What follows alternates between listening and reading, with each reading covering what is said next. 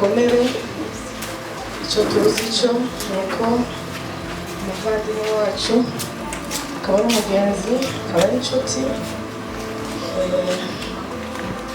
muri bamwe akaba abereye umwana mu babyeyi ni ukuri umwana imuhe iruhuko ridashira imuhe gutuza aheza ikintu wenda navuga abatanzi ndi umugenzi wa kanseri wa Erika nabanje guka mu Rwanda kugira mbe ndi hano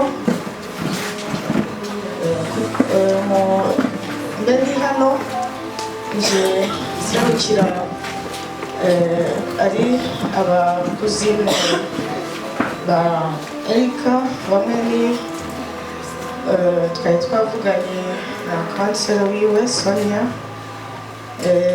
hari Joel Guilain Teti ukuza hano naje bambwira ati mu mwanya tudahari gerageza uhatubere uzi ko twabanye igihe kirekire jewe Erika ni umwana kuri jewe kuko naramwigishije mu bintu bijanye rusengero nari umumonitrice wiwe naramwigishije Erika kugira agere muri aya majwi muri kumva ngo aririmbe abe umuhanzi ukomeye araho yahereye Erika yari umwana akunda kuririmba muri eglise cyane kuva kira kana gato aza muri Ecodime twita Ecodime yari école de dimanche y'abana muri eglise n'apostolique niho famille yiwe yose yasengeraga ni naho Sonia twaririmbaga ni naho muri chorale na Joel na Teti na Guilain turaririmbana kugeza naho bafata urugendo rwo kujya mu mahanga ariko narakomeje jewe n'ubu jusqu'à maintenant ndi muri chorale y'aba mama ariko numvishije ko umwana atari umwana ari umumama asize iminja z'abana bakiri bato babiri ntabwo ari umwana kuri mama yari umubyeyi asize abana bakeneye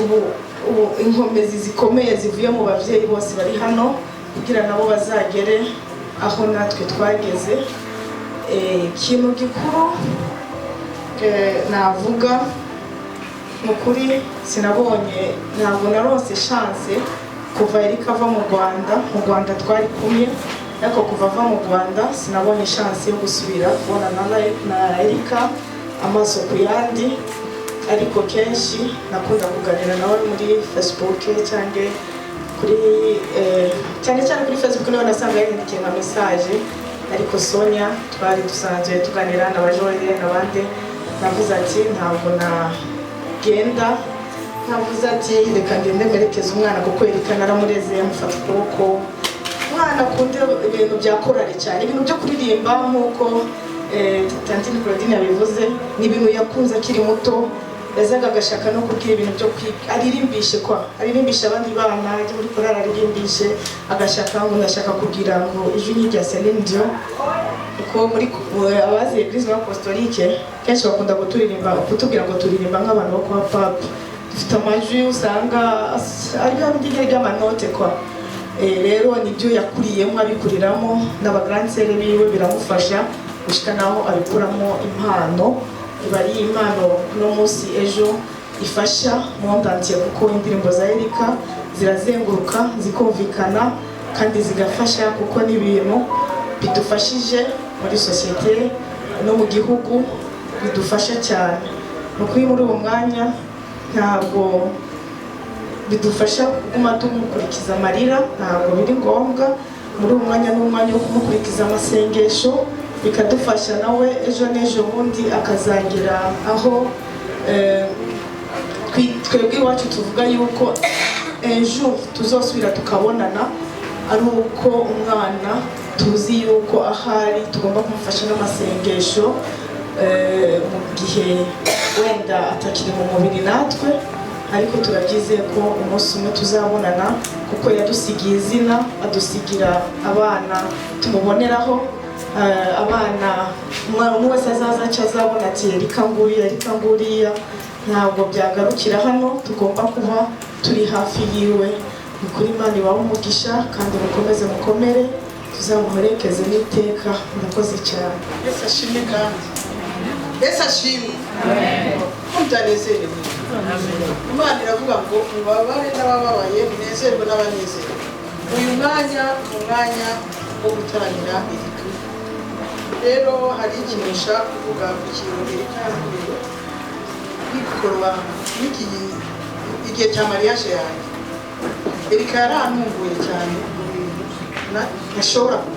sinashobora kuvuga ngo Erika arashobora kumva ikintu nk'icyo. Erika hageze igihe cya reception yanjye, ngiye mbona abanza arandirimbira gato, araza yarafite amasaha yakunda kwambara, ati ngiye kuko urukundo mufitiye tantine ndashaka kwambika agasaha akanyambika. Nicyo kimenyetso yanyeretse ko amukunda. Erika rero urukundo rwiwe ni rwo kuva akiri umwana muto cyane, kandi ndashima yuko n'uburwayi bwa Erika namubaye hafi cyane kugira ngo nanjye rwa rukundo yanyeretse nanjye ngira igihe cyo kumwereka mu gihe cy'uburwayi, n'aho atanyumva n'aho atambona, ariko gusa numve ko turi kumwe n'igihe cyo gutaha twari kumwe nawe. Ndashima rero urukundo Erika yagize, namwe mugire abasigaye abagendanye na Erika. Ntabwo birangiriye hano, urabona ko asize abana bato cyane, sinavuga byinshi bagize. Uzabe hafi y'abana, mwereke rwa rukundo, apana kuvuga ngo twararirimbanye, twagiranye ibihe, twagize gute. Erekana rwa rukundo bakunze Erika akiri muzima kurinda ataha, urwerekane mu bibondo asize. Uzamube hafi, uzebe hafi y'abana be, hafi y'abatatine biwe, mubaze uti mbese bimeze bite, abana bariye, abana bimeze bite. Kwa rukundo Erika yagize namwe mubikize, sibyo? Muzabikora ntabwo bihereye hano gucuranga gusa cyangwa kumva indirimbo ziwe, uzabishyire mu ngiro. Mube hafi y'abana be, mube hafi y'imiryango yabo, ko nyina wabo nabo bakure, ariko basigaye Tantine Christine arahari na Tonto Tipo Christian n'abandi bose natwe turahari. Uronse agasukari akazana, uronse agafu akazana, ukaba hafi y'abana. Urabona ko abana be ari bato cyane, sibyo bene data? Ibiherere hano gucuraranga uzabyerekane gushyira mu ngiro. Saa murakoze. Nagira sangitse amamoma twagiranye na Erika, ni menshi mugabo nibaza ko sinoyaheza.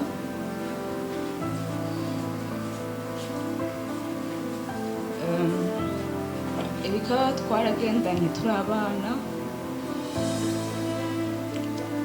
twarakuranye, twarasangiye, twarabanye.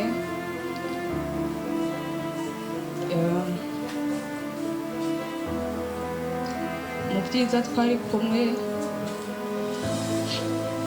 no mu bibi.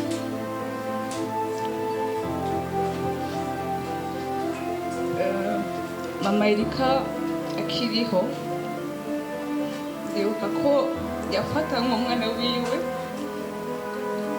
Je na Erika kenshi abantu batwita abatwins kubera ari ukuntu twaba dusa, nko muri quartier twaba twambaye impuzu zisa. Rero abantu benshi bari bibaza ko tuvukana cyangwa turamahasa.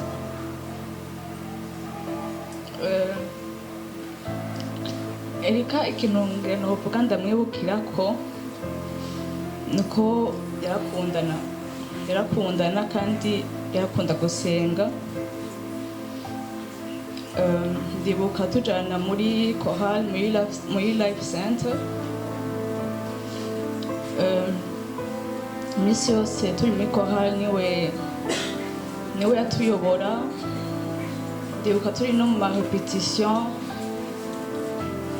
turiko turaririmba niwe yaje imbere ngo afate atuyobore kuntu amajwi ndibuka atari watanguye kuririmba ngira nawe azi inyuma kuko waca wumva isoni kuko ijwi ryiwe yarameze nk'umumarayika yararirimba tukavuga ati ni top wewe umukurikiye waca wumva umenga ufise nk'igikere mu kanwa ego vraiment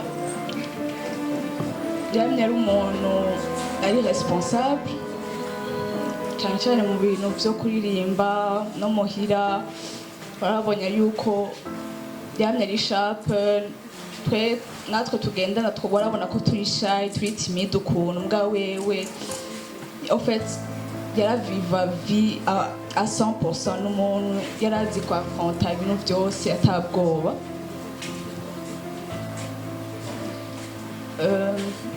ikindi namwibukira ko nuko Erika yarafise ikintu cyo gusangira n'abandi si wa muntu afise ikintu yigunga wenyene yaba ashaka kugisangiza n'abagenzi biwe batugende dusangire n'abandi ndibuka twari dufise nk'ikintu twakora twatetse muhira twaca tugenda mu mapangayi bandi tugafata isahani yacu tukagenda gusangira n'abandi tubana tugashira kuri plateau imwe tugasangira yarahamagara ababanyi bose akagenda dodora akababwira ati n'umunsi turasangira muzane ibyo mwatetse iwanyu nanje turazana iby'iwacu tugaca dushira kuri plateau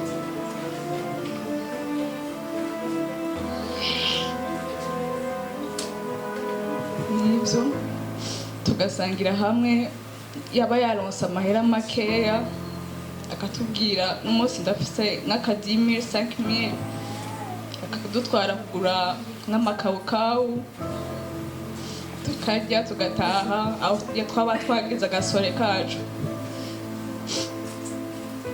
nukuri ni byinshi nomuvuga ko Erika yarankwega n'abana bashaka kubona akambwira oya tugende kuramutsa wa muryango wahariye tugende kuramukanya urumva nitwigira twicara muhira twama twagiye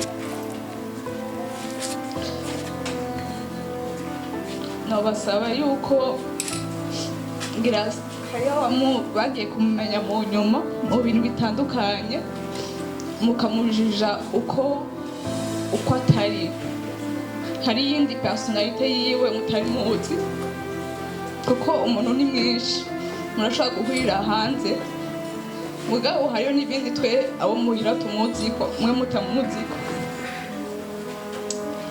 novuga ibyo nibaza ko nuko nababwiye sinobiheza ngaho twahava turara ngaho gusa ndabashimiye ko namwaje mubandanye mutuba hafi nibaza ko namwe nimwagira urubanza muzotumire tuzoza murakoze ya Kristo Miriwe.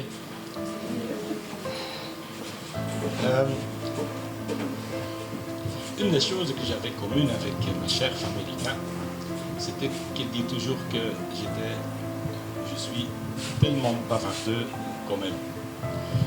Pas aujourd'hui, j'ai pas beaucoup de mots, mais quand même, je vous remercie tellement pour être ici, chère famille, chers amis, chers artistes, qui sont des amis aussi, bien sûr. Mais vous êtes ici dans notre maison, où on a vécu plus de 2 ans. Il y a 1 an qu'on était ici pour fêter la naissance de notre petit prince, Amandus Jourdan, frère de notre président, comme je le nomme, Brian Samir. 2 enfants tellement brillantes comme elle. Et maintenant on est ici, de nouveau. On est ici pour se réconforter, pour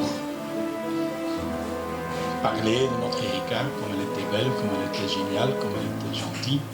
Et c'est pour ça que, avant tout, je veux aussi remercier notre cousine très chère qui a en effet dit tout. Elle a dit comment ma chère femme était comme enfant, comme elle était comme chanteuse. Et moi, je l'ai rencontrée quand elle était déjà devenue une dame. Et je ne sais pas que tout le monde ici connaît ce logo de WE, W-E. Le WE, c'est la petite entreprise qu'on a fondée, elle avec moi, il y a 2 ans aussi. Et cela veut dire, j'ai un petit tatou ici, elle a ce petit tatou là-bas. C'est le W avec un point. Et la philosophie était de, bien sûr, c'est le W de WIM, et c'est le E de Erika, mais surtout c'est WE. Et c'est aussi WE Entertainment, parce que ça c'est encore notre entreprise. Et on a mis un point. C'est pas un point final, ça veut dire WIM, Erika et tous les autres. Tu vois, c'est ça ma famille. Demain, il y aura une cérémonie et vous êtes tous bienvenus. On va parler, notre famille, notre chère famille, des amis, moi aussi un peu. Mais aujourd'hui, je pense que le plus important, c'est honorer ma chère femme, se réconforter et même peut-être, pourquoi pas, avoir de temps en temps, certainement demain, un peu de silence. Et aussi ma famille, mes amis, ce qu'ils ont organisé ici, ce n'est qu'une introduction. Demain, ça sera encore beaucoup plus énorme. C'est pas parce que ça va être énorme, mais c'est parce que c'est ça, comme ma chère femme, notre sœur, notre amie, le voudrait.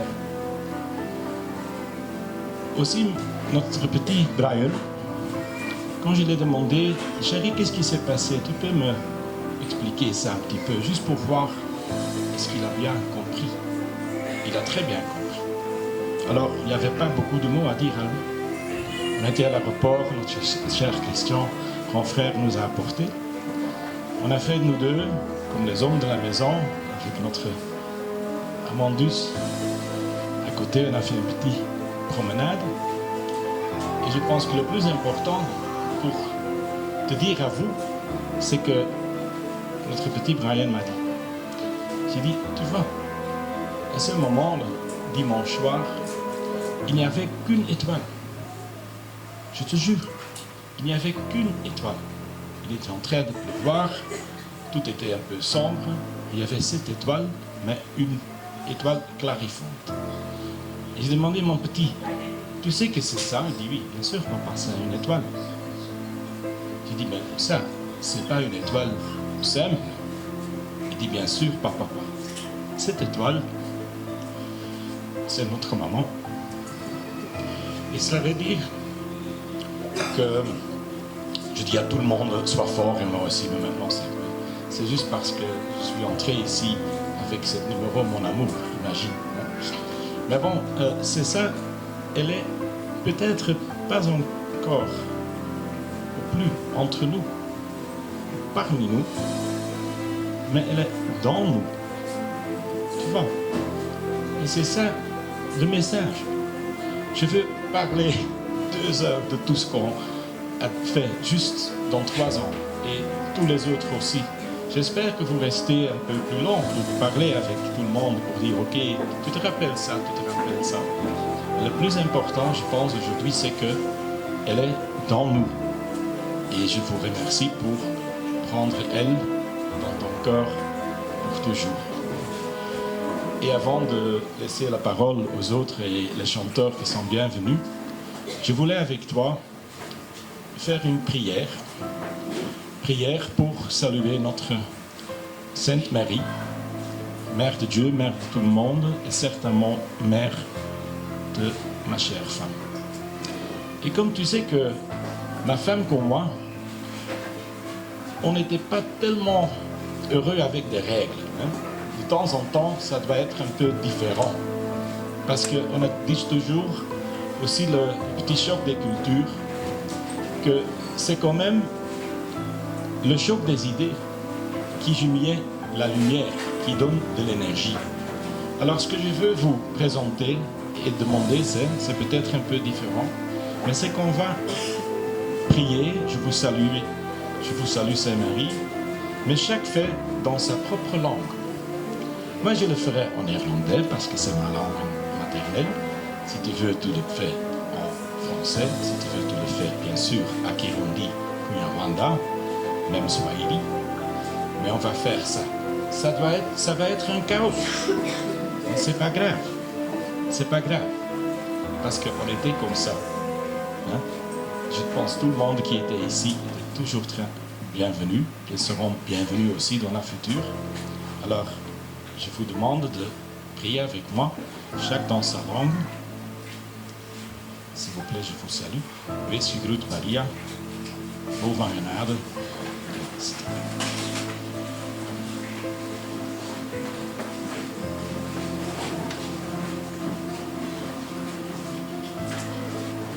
On commence. Wees gegroet Maria, vol van genade. Gezegend zijt gij boven alle vrouwen. En gezegend is de vrucht van uw lichaam, Jezus. Heilige Maria, Moeder Gods, bid voor ons, nu en in het uur van onze dood. Amen. Ore amora, murakoze.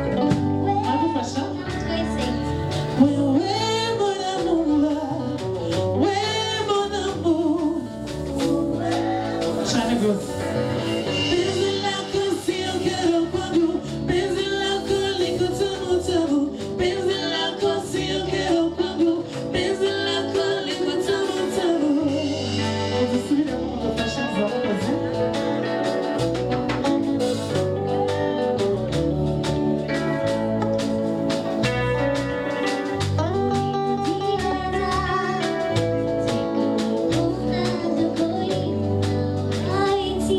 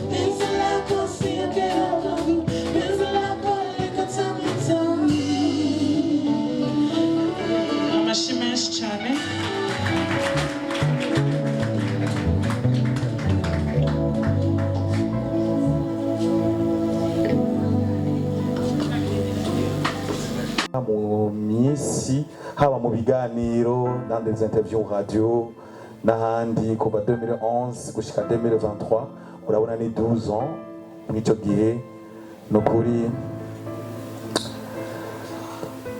nakundi wararemwe tegeza kudutwara twese ntawe uzorusimba dutegura inzira niba bishoboka nibyo umukozi w'Imana mu ijambo ry'Imana twatanguriye ko hano iyo bavuze bati mu by'ukuri burya twese niyo nzira reka rero tubandanye twiyeza bishoboka hanyuma tubandanye dusengeranira on fait des prières mutuelles. Vous priez pour moi, je prie pour vous, nous prions pour Erika, nous prions pour la famille d'Osson, famille musicale, de l'entertainment, n'ibindi byose. Muri make rero, il y a aussi l'amicale des musiciens qui est représentée à un artiste umwe cyangwa undi umuntu que ça soit twavuye muri famille d'Osson hama dusa nk'abaza gusozera rero no mugoroba kuko twaza turavuga twese tuduheza nitwo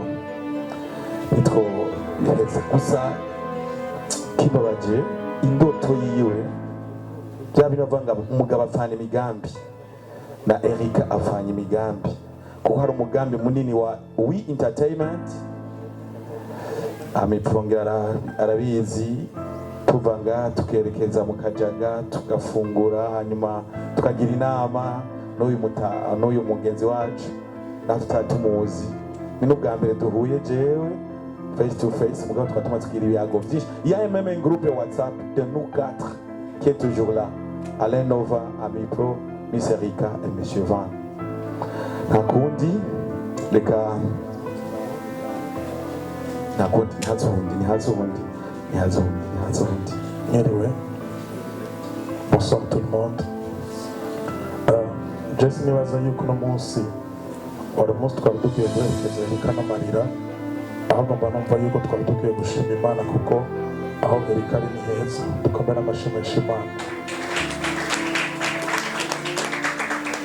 Bon, reka mvuge mu majambo make ingene Erika twari tuzinanye nza gusanga ari byinshi cyane biraza gutuma kumbure hari n'ibyo nza kwibagira ariko Erika je yari umugenzi yari inshuti yari umuryango ndibuka turi mu Rwanda ahantu bita i Nyamirambo hari muri 2016 ico gihe hari ibintu byinshi twavuganye bikomeye kandi bizima ndibuka yuko ikintu yambwiye ati ndashaka yuko usubiye mu Burundi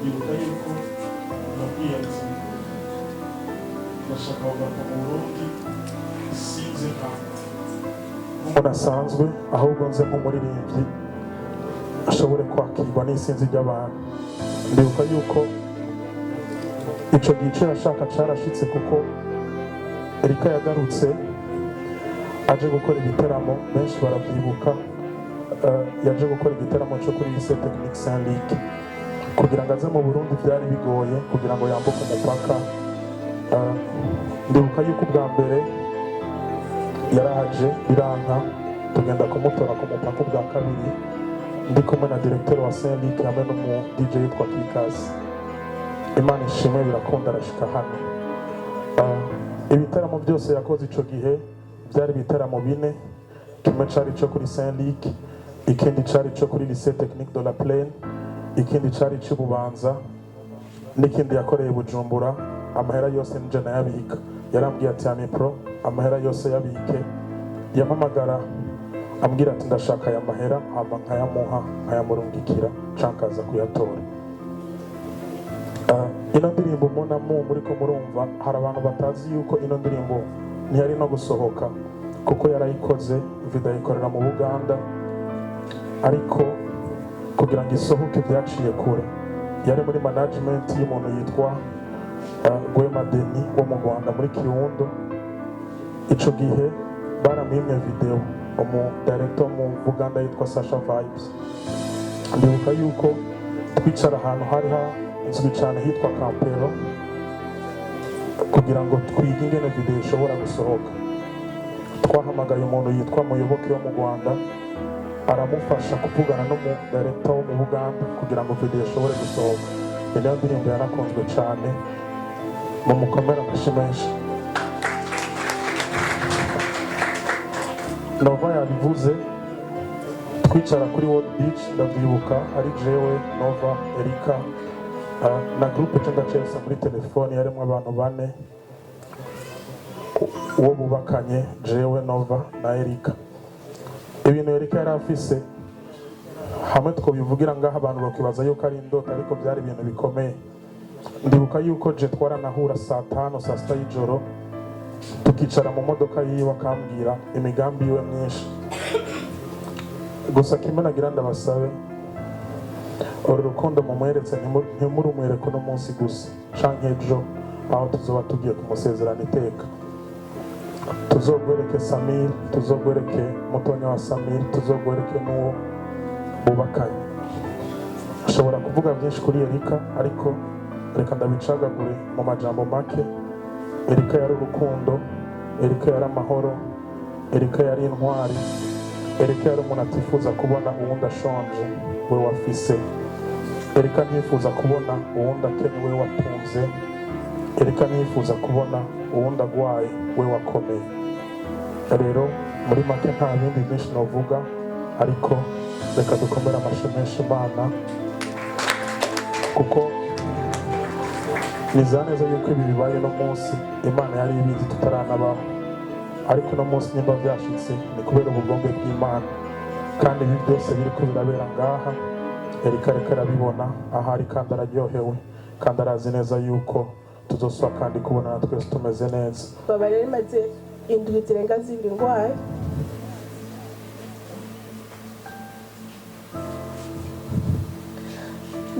nagerageje kureba amaso y'abantu bari ngaha. Benshi ntitubabajwe n'uko Erika agiye, benshi tubabajwe n'indoto cyane cyane mu guteza imbere igihugu cyacu umwuga wo kuririmba. Abandi nk'abavyeyi bakavuga ati bajya abana bari bakiri bato, mugabo je cyo nosaba tubakurikiza amasengesho nicyo kintu gikomeye. Erika ninjiye mu mwuga wo kumesha amakuru mu 2014 niho natangura akazi muri RTNB. Ari mu bantu ba mbere mu baririmbyi twari turi hafi. Ni umuririmbyi utomumva ko igiye kugira ikibazo n'umuntu. Ndazi ko abantu benshi bazavuga ngo uyu muntu afite bamuvuga neza, mugabo ivyo ni ibintu noshingira naye ko atakibazo yagirira n'abandi baririmbyi. Twe baradutura ingorane z'abandi baririmbyi kuva ngo kana kandi bavugana neza, kana bafite ikibazo, mugabo nta kibazo na kimwe yigera buva kuri Erika. Ni ukuri ndabasavye amasegonda 30 mwese agusengere mu mutima wiwe. Urakoze. Merci. Namenye icyo giza Erika yarikuye aho mama yamwigishije kuririmba nabibonye. Amical des musiciens ndashimiye Bright. Karibu kugira ngo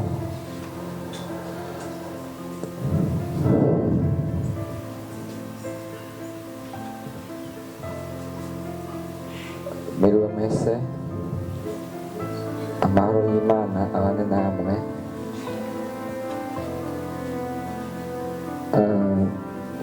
Jewe nsanzwe ndongoye abaririmbyi mu Burundi. Simpava ndonka amajambo menshi mvuga ariko ndavuga bikeyi kuri Miss Erika. Icyo ndamuzi ko nuko ari umuririmbyi yama ariko aratwenga, utabona ashavuye n'umunsi warimwe. Nk'uko umujournaliste avuye ngaha bivuze, ni umuntu ntigeze numva na rimwe afitaniye ingorane n'umuntu n'umwe. Ni ukuvuga ko yari umuntu yakunda kuba yumvikana na bose. Ikindi nacyo navuga ko ni ko yari umufame batante niko novuga, ari mu baririmbyikazi babandanije baririmba naho rimwe rimwe ku baririmbyikazi b'abarundi bidakunze kuborohera. Ngaca ngira ko rero nsaba abaririmbyikazi, indoto yari afise yo kubona yuko abaririmbyikazi boba akarorero mu kuririmba, mu gutanga ubutumwa mu ndirimbo zabo. Abandi baririmbyikazi bari hano yuko bokurikiza novuga iragi ryiwe ryo kubandanya nabo nyene baririmba batanga ubutumwa nk'uko nawe yabikora. Iryo ragi ryiwe ntimuze muryibagire. Twagira muri kano kanya duce dutanga certificat de mérite kubera yuko tuzi byinshi yakoze, tuzi byinshi yayagiye abantu. Nisabe yuko abayifise hafi boyizana kugira ngo tuyishikirize umushingantahe wiwe. Murakoze.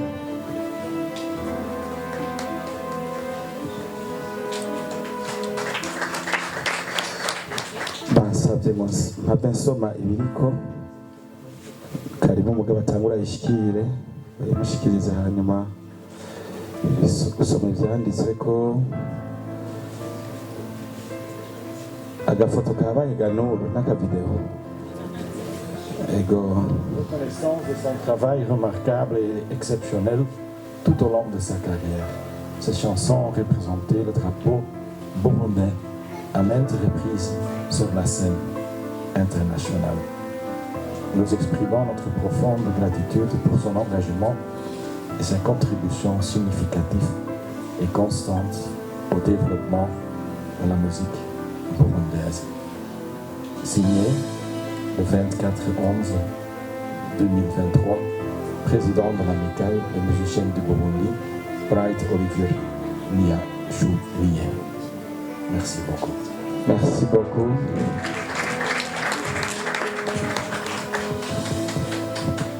Uyu mugabo ntiyorohewe kuko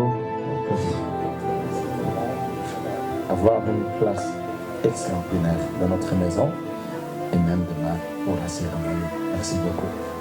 Merci beaucoup. Merci beaucoup Bright, président. Ntiyorohewe kuko mwazi ko hagiye babiri na Irakoze Salim Sam Kiradodora nawe yaragiye, umwe nejo uwundi ni kuwa gatandatu za bose tuzobaherekeza. Voilà, il me semble que hari umuntu asigaye akanya. Imana ihabwe icubahiro. Naho bamwe dufise agahinda nta kundi,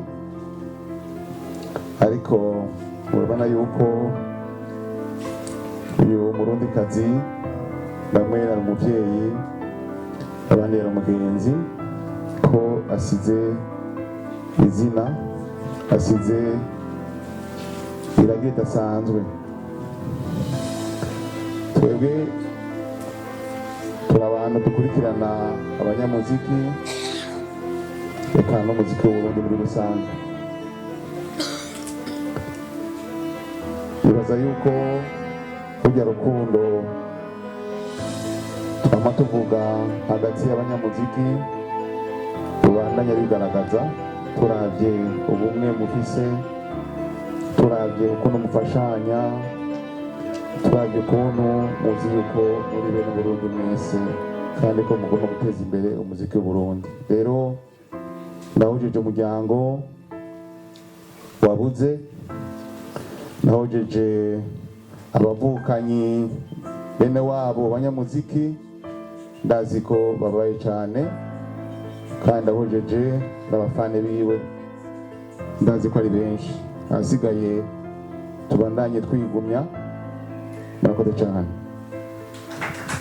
Barakoze, abantu babikorwa ntibavuga cyane. Toute organisation bino bikorwa turimo mengo hariho umugwi wabishyigikiye gushyira ku rutonde ko ntibimenyerewe.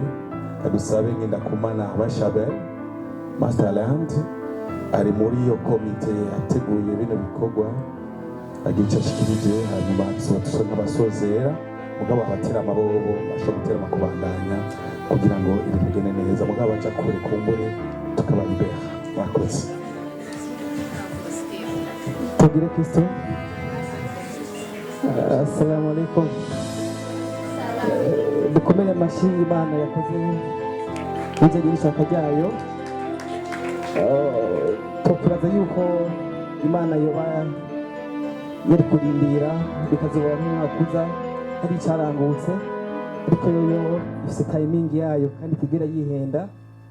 Mugabo jewe kimwe mu bimenyetso mwambona ko by'ukuri abagenda kare kenshi usanga ari abamarayika. Jewe ndamaze kubona experience y'ingene umuntu ashobora kugenda ariko ari umugambi mwiza Imana iteguriye abasize ugasanga by'ukuri hariyo mission ntituzi iri inyuma y'ubuzima ariko turazi ko mission itagiye kwicara kuko yari umuntu atabundi bwafise. Ndibuka dukora indirimbo ndagufuhira twakoranye muri 2020 avuye mu Rwanda nk'uko amitwegera bivuga twayikoze kuva kuri audio gushika kuri video agwaye ariko yarambujije yuko twohagarika tukaje gufirma bikanka tugasivya ariko avuga ati tuzobana paka biheze. Umva ni umuntu nk'uwo asinye nk'uwo turizera neza yuko yagiye atagiye kwicara azobana nyakuri n'umuryango mureme cyane uzobona ivyamwa yagiye by'ukuri nabishi naje novuga kuko nabashatse gusubira n'ibyagiye biravugwa umwe wese arafise ingene amuzi afise ingene yagiye aramubona mu buzima arafise experience personnelle afise y'umu anje wacu Miss Erika ariko icyo nagira mvuge no munsi no gushima n'igi mwaje hano umuryango ndazi neza ko umutima warima iyo babona Miss Erika ivyo yakoze biriko birashingirwa intahe nk'uko ivyo yakoze biriko birashingirwa intahe imbere nk'uko ko n'Imana iravyumva ikandika ivyo n'ivyo gushika ikibagera itibagira iravyandika. Navuga ko rero nagira mfate kano kanya ndabashimire bikomera amashi abaje bikomera amashi mwese muri hano mwakoze abakoze abandi bose bagiye barafasha kugira ngo runo rubanza rushoboke. Nitwavuga ko tubamare hariho Amikal hariho Gihugu hariho Entertainment hariho Runtown DJs hariho abamedia yose ari ngaha hariho artiste baje kuririmba hano hari n'abatarose akanya ko kuririmba bose ndabashimiye urukundo tuvuga bije no mu bikorwa kandi dukomeze no kubandanya ibikorwa byiza tubikora iminsi reka kihari ariko Imana yabishatse ko tuze kuhabona umunsi ndaza rayibona yishima. Imana ibahezagire cyane ishino basabira imbere y'Imana mwezagire rwose.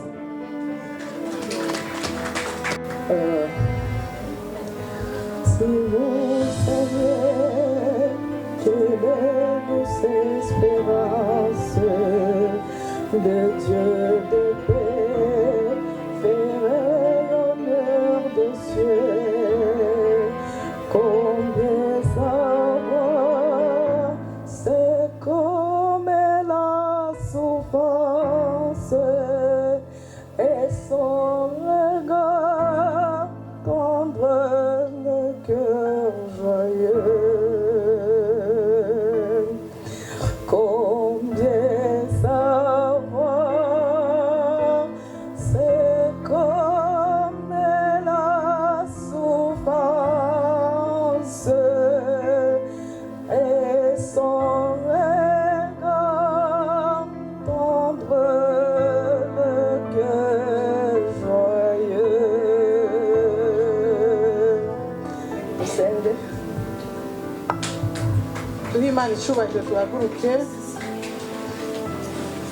Hari abaca kure n'abari hafi turakomeza duterane hamwe reka tubaragize Imana.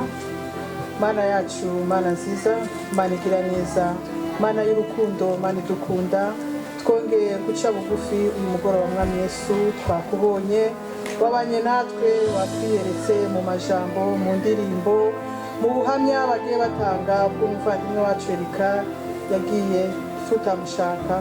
Reka rero Mwami Yesu abagiye kugenda bagendane nawe abagiye gusigara basigarane natwe mana turabashize mu biganza byawe tubatwikirije amaraso ya Yesu Kristo ukomeze kubarindira muri ziriya modoka bagiye kugenda mu mabisi bagiye gufata mwami wacu reka rero mwami Yesu ukomeze kugendana nabo ubatwikirize amaraso ya Yesu Kristo ni muri rya zina ryawe rikomeye risumba andi mazina amen